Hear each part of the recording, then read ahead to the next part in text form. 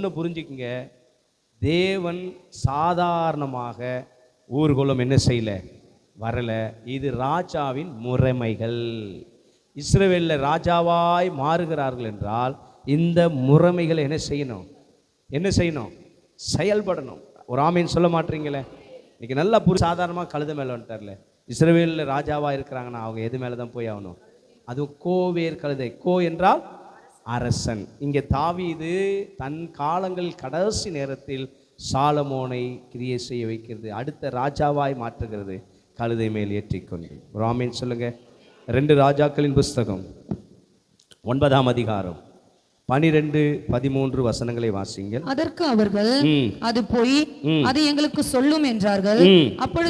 அப்பொழுது அவன் நான் உன்னை இஸ்ரவேலின் மேல் ராஜாவாக அபிஷேகம்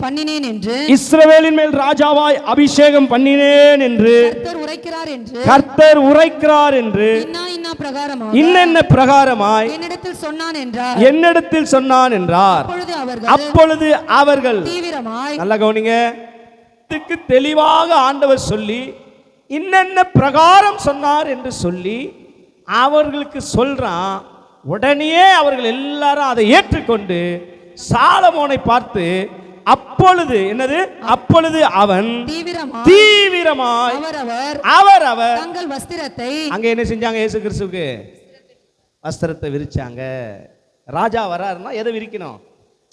இங்கேயும் பாருங்க, இந்த தமிழ்நாட்டில் கூட நம்ம நிறைய பார்க்குறோம். அன்னைக்கு ஏர்போர்ட்ல இருந்து ஏரோப்ளைனில் பிரதமர் இறங்கி வராரு. அந்த படிக்கட்டில் இருந்து வர வரைக்கும் என்னத்தை போட்டிருக்கிறாங்க? ரெட் கம்பளத்தை போட்டிருக்கிறாங்க, ரெட் மேட் என்ன செஞ்சிருக்கிறாங்க, போட்டிருக்கிறாங்க.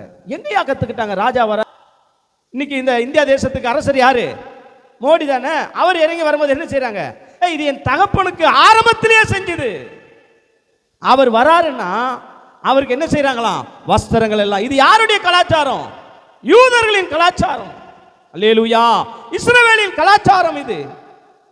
அங்க பாருங்க என்ன சொல்ற. அப்பொழுது அவர்கள் தீவிரமாக அவரிடத்தில் அவரவர் தங்கள் வஸ்திரத்தை அவங்க எடுத்துட்டு வந்து படிகளின் உயரத்தில் அவன் கீழே விரித்து எக்காலம் ஊதி, அல்லேலூயா. இங்க எக்காலம் போட்டிருக்கு, அங்க ஆட்பரித்தார்கள் என்று போட்டிருக்கு. நான் சொன்னல, காரியங்கள் ஒன்று, வார்த்தைகள் மாற்றங்கள் வரும். அப்போ இயேசு சாதாரணமாக இந்த பெத்லகேமில் அவர் சாதாரணமாக என்ன செய்யல, ஊர்வலம் வரவில்லை. அவர்தான் ராஜாதி ராஜாவாக இந்த இடத்திலே சுற்றி வந்தார். எத்தனை பேர் விசுவாசிக்கிறீங்க? அல்லேலூயா. அப்படின்னா கழுதை மேலே வர்றது சாதாரண விஷயம் இல்லை. எல்லாரும் மரக்கலைகளும் அவர்களுடைய ஆடைகளையும் விரித்து அவர் வர வைத்தது சாதாரணமானதல்ல. இது யூதர்களின் கலாச்சாரம். அவர்கள் அப்பொழுதே ஏற்றுக்கொண்டார்கள், இவர் ராஜாதி ராஜா.